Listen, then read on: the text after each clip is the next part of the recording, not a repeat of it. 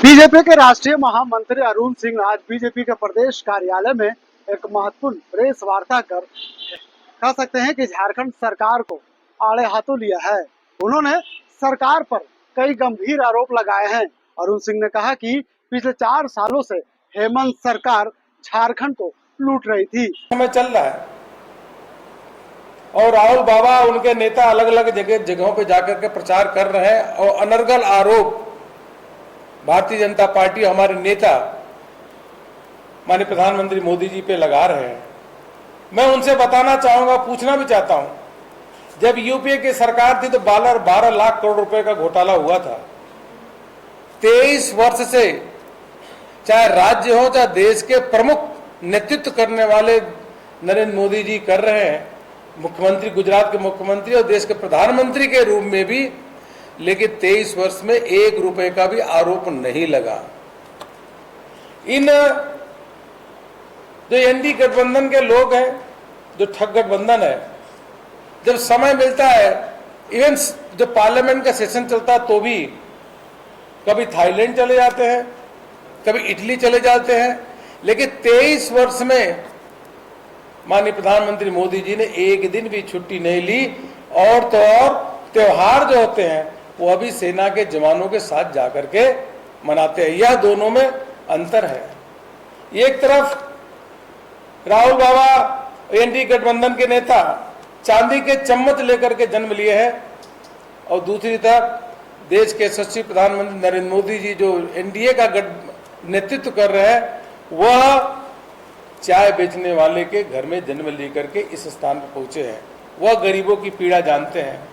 एक तरफ एनडीए गठबंधन है जिन्होंने सदैव राम मंदिर का विरोध किया, कोर्ट में खड़े होकर के कहा कि जज साहब इतनी जल्दी क्या है, जजमेंट मत दो। और 500 साल पुराना जो केस था राम मंदिर का, उसको उलझाते रहे, लटकाते रहे, भटकाते रहे, रोड़े अटकाते रहे। और दूसरी तरफ देश के प्रधानमंत्री नरेंद्र मोदी जी के नेतृत्व में अयोध्या में राम मंदिर का जो मार्ग है, बनने का मार्ग, वह प्रशस्त हुआ। प्रधानमंत्री जाकर के भूमि पूजन किए और तो और वहां पे जाकर के वहां पे प्राण प्रतिष्ठा में भाग लिए, लोकार्पण हुआ और वहां पे करोड़ों हिंदू जाकर के वहां पे भगवान राम का जाके पूजा कर रहे हैं, याचना अर्चना कर रहे हैं। भव्य राम मंदिर वहां देख सकते हैं। और यही एनडीए गठबंधन के लोगों ने, कांग्रेस और जेएमएम के लोगों ने, इन लोगों ने राम मंदिर के उद्घाटन के समय वहां गए ही नहीं, बाइकआउट किए। अब इन 4 फेज में जो आंध्र प्रदेश है, तेलंगाना है, पश्चिम बंगाल है, उड़ीसा है, अन्य राज्यों में एनडीए के गठबंधन को एक तरफा सीटों का लाभ हो रहा है। और एनडीए गठबंधन के लोग में हताशा और निराशा व्याप्त है, उल्टे सीधे स्टेटमेंट देना शुरू कर दिए हैं। तो यहां पे झारखंड की सरकार है और ये एनडीए गठबंधन है, भ्रष्टाचार और तुष्टीकरण चरम पे है। आलमगीर आलम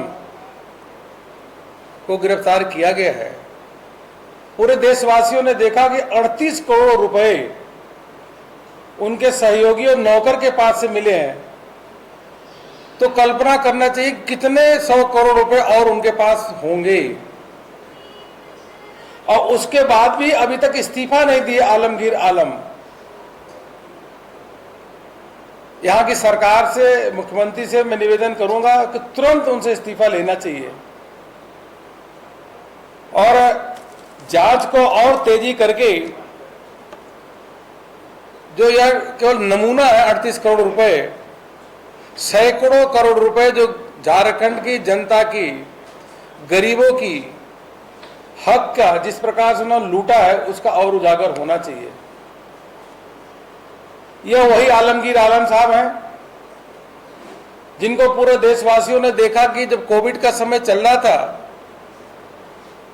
किस प्रकार से तबलीगी जमात के लोगों को इकट्ठा करके कोविड के नियमों को तोड़ते हुए अलग अलग स्थानों में बंगाल तक भेजने का काम किया था। नियमों की धज्जियां उड़ाई थी सरेआम। बहुत चर्चित नाम है, लेकिन तुष्टीकरण के कारण इनकी न तो अभी थे इनसे इस्तीफा लिया गया और न इन पे और कठोर कार्रवाई राज्य सरकार को करना चाहिए, वह अभी तक नहीं हुआ है। ये बात कर रहे हैं कि वहां इनके गठबंधन के एक नेता ने कहा कि हम सरकार में आने के बाद पवित्र करेंगे। अरे मंदिर तो सनातन रूप से वह स्थान जहां भगवान राम रहते हैं वो तो पवित्र ही होता है, उसको पवित्र कैसे करोगे? इनकी मति खराब हो गई है। यही एनडीए गठबंधन के लोग 6 दशक से ऊपर इन्होंने राज किया देश में। 370 धारा को कभी भी हटाना तो दूर की बात है, कहा इसको छुओ मत। कोई देश के कानून और लागू नहीं होते थे और देशवासियों को डराते थे कि 370 धारा नहीं हटना चाहिए, खून खराबा हो जाएगा। ये प्रधानमंत्री मोदी जी के नेतृत्व में 370 धारा उठा करके फेंक दिया और पूरी तरीके से जो जम्मू कश्मीर है वह भारत का अभिन्न अंग बन गया। सारे नियम कानून, सारे कानून वहां लागू हो गए। आरक्षण का कानून भी वहां लागू हुआ और हम सबकी यह संकल्पना भी है कि पाकिस्तान को पीओके भी वह भी हमको भारत का ही अभिन्न अंग है, उसको भी हमको लेना है। यह हमारी दृढ़ इच्छा संकल्प शक्ति है। मित्रों, हमने यह घोषणा किया है कि सरकार आने के बाद यूसीसी को लागू करेंगे और वन नेशन वन इलेक्शन की ओर भी बढ़ेंगे। यह प्रधानमंत्री मोदी जी के नेतृत्व में यह भी पूरा होगा। सीएए को पूरे देश भर में लागू करेंगे और गरीबों के लिए जहां 4 करोड़ मकान बने थे 3 करोड़ और मकान बनेगा। और देशवासियों का एक तरफ और ध्यान जाना चाहिए, ये झारखंड के लोगों को भी ध्यान जाना चाहिए कि पीएम सूर्य घर योजना के माध्यम से आने वाले समय में घरों पे जो बिजली है, घर की बिजली है, वो बिजली भी मुफ्त में होगी क्योंकि ऊपर सोलर सिस्टम लगेगा और तो और उनकी बचत होगी और उसको सेल करके जो बिजली एक्स्ट्रा होगी उसको बेचेंगे और बेचने के बाद उनकी आमदनी होगी। यह भी घोषणा, यह संकल्प है प्रधानमंत्री जी का जो पूरा होगा, जिससे गरीबों को इसको बहुत बड़ा लाभ होने वाला है। महिलाओं को विशेष रूप से 3 करोड़ महिलाओं को लखपति दीदी बनाने का संकल्प प्रधानमंत्री मोदी जी के नेतृत्व में हुआ है और